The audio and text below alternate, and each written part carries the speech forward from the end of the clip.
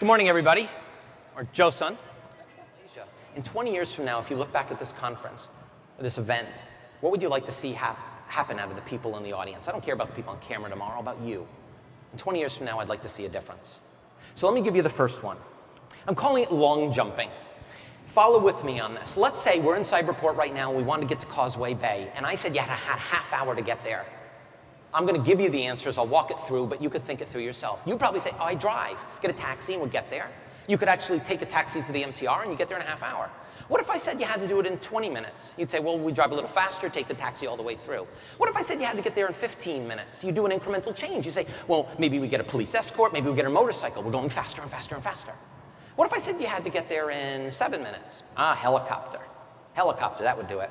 But what if I said you had to get there in 2? Some people actually, I heard that, are saying, oh, you can't do it. Yes, you can. You can Skype or make a phone call. I didn't say you had to physically be there. I said you had to be there. But by asking a question that's so dynamically different, you get different answers. So I'd ask you this. Is radio exciting? Do you really feel radio is exciting? Can be. The challenge is, if you don't believe it and you don't live it, then how does the rest of the organization see it, and how does everybody outside?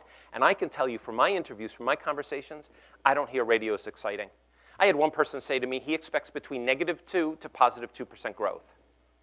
But I had another person ask me, how can I get double-digit growth? And I said there's plenty of ways to get double-digit growth. If you believe this is a dead business, get out. There's room for other people. If you want to lead this or your organization, if you want to be different, then you have to believe in it. I think radio has a tremendous amount of opportunity. I've been thinking about it. I'm in Colombia, South America, and I'm hearing this presentation completely in Spanish. I speak some Spanish, and I hear some people behind me say, I can't think in the future. I can't think more than a month into the future. And they all run big box stores for, the analogy I have is like a Walmart or a Home Depot, those type of bigger, an IKEA, big places. And they said, we have 200 employees. We don't have that time. So when the break happened, I walked up and I started talking to them. And I said to one guy, you know, I have a question for you. When your kid, I heard that one of you has just had a baby. He says, yes. I said, when you first conceived, had your baby, did you think about what type of kid you were going to have? He said, of course I did. Boy or girl, we didn't know. I said, did you think about where you were living and you might move? He says, yeah. I said, when your baby was born, did you even think about maybe what they'd be like as teenagers? What they would be like when they graduate, would they go to university? Would they go to uni? Of course we did. I said, did you ever think about maybe them getting married? Well, that's the natural progression. What about becoming abuelos, which is grandparents in Spanish? And they said, of course, everybody does that. And I said to them, so you can think 50 years in the future about your child, but you can't even think a year or two in the future about your business? Now, some people say you can't predict the future. I believe you can. The future is based on cycles, trends, and patterns. I can guarantee you I can predict the future right now, and I can do it every day. In a year from now, it'll be spring. In a year from now, you'll be a year older. In a year from now, we can look at cycles, trends, and patterns and be absolutely right of what those things are going to be. Well, I bet you in radio, if you were to spend some time, you'd see there's cycles, trends, and patterns that can amplify looking at tomorrow. Now, the reason I bring this up is because I just heard it again, and I've heard it again with 93 or 92% of the people listening to radio. I heard this, radio is local. And I said, God, is nobody looking at the future? See, radio is local if you're old. If you are a millennial, what is local? Global. So being local and using that term and not understanding what millennials consider to be local, local is the Facebook group that they have, which they have people in Seattle, they have people in New York, they have people in Maine, they have people in Florida. So are you going to be local and meeting the needs of the future?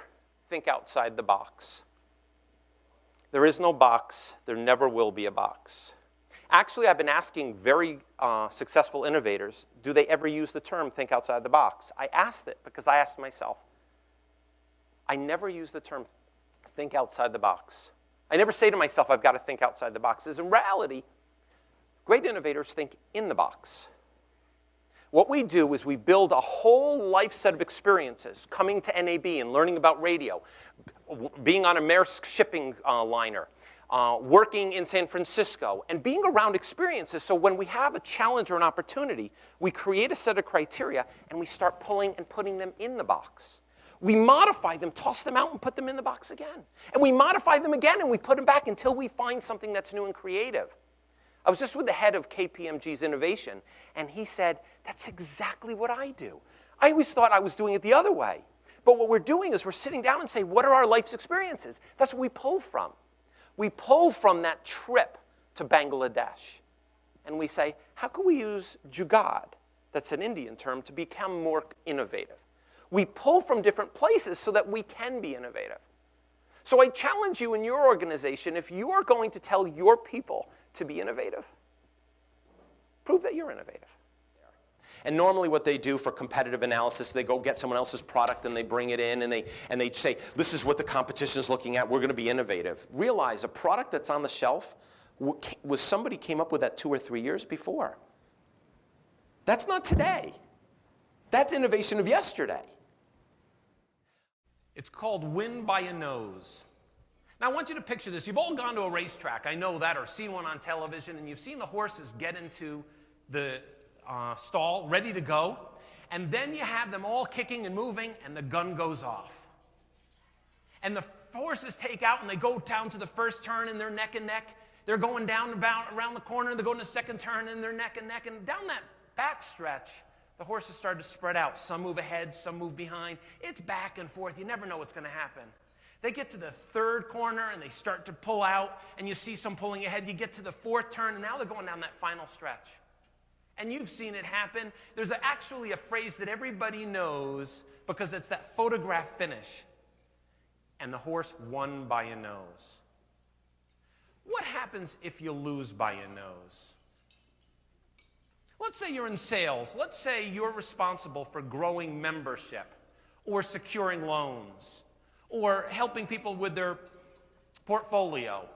And you lose by a nose in the sale. How much of the sale do you lose? The whole thing. So you could be that far off and lose everything. So what I'd like to leave you with is this, a call to action at this point. What could you do differently, knowing that you know a little bit more about education after today?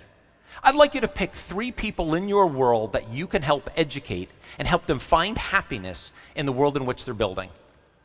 I'd like you to find 3 people and have them take 3 more people and teach them to grow and develop. And work at it and see how difficult it is to grow people. If you do that over the next year and they then take on others, we will change the world together. Thank you very much for listening.